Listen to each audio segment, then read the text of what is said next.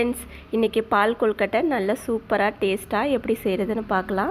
கையில் உருட்டி கஷ்டப்பட வேண்டாம். முறுக்கு வழக்கு வச்சு புழிஞ்சு இந்த மாதிரி செஞ்சிடலாம். எப்படி செய்கிறதுன்னு பார்க்கலாம் வாங்க. ஒரு பாத்திரத்தில் 2 கப் தண்ணி ஊற்றி கொதிக்க வச்சுருங்க. 1 கப் மாவுக்கு 2 கப் தண்ணி ஊற்றிக்கோங்க. அப்போ தான் கரெக்டாக இருக்கும். மாவுக்கு தேவையான அளவு உப்பு போட்டுக்கோங்க. இப்போ இது நல்லா கொதிச்சிருச்சு. நம்ம மாவில் எடுத்து கலந்துடலாம். 1 கப் மாவு எடுத்துக்கோங்க.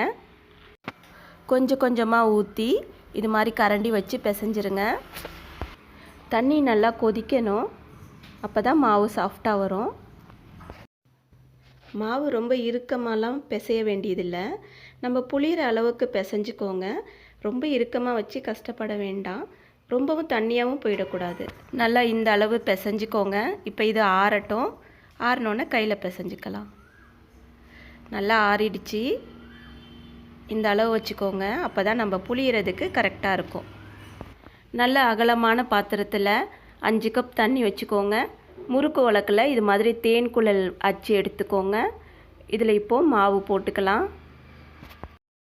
முறுக்கு உலக்கில் 3/4 பங்கு மாவு போட்டுக்கோங்க. அப்போ தான் நம்ம புளியும் போது கரெக்டாக இருக்கும். தண்ணி இந்த அளவு கொதிக்கணும். அப்போ தான் மாவு நல்லா வெந்து மேலே எலும்பி வரும். ஸ்டவ்வையும் ஹை ஃப்ளேமில் வச்சுக்கோங்க.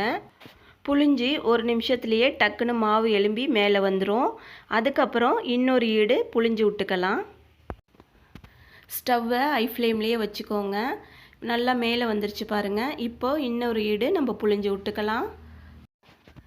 இது மாதிரியே புளிஞ்சிருங்க. ஒரே இதாக புளிஞ்சோன்னா எல்லாம் அடியில் போய் ஒட்டிக்கும். அதனால் வெந்து வெந்து இந்த மாதிரி ஒவ்வொரு இதாக புளிஞ்சிட்டோன்னா கரெக்டாக உங்களுக்கு வெந்து மேலே வந்துடும். பாருங்கள், நல்லா வெந்து மேலே வருது பாருங்கள். இப்போ ரொம்ப பொங்கும். அதனால தான் அகலமான பாத்திரம் வைக்க சொன்னேன்.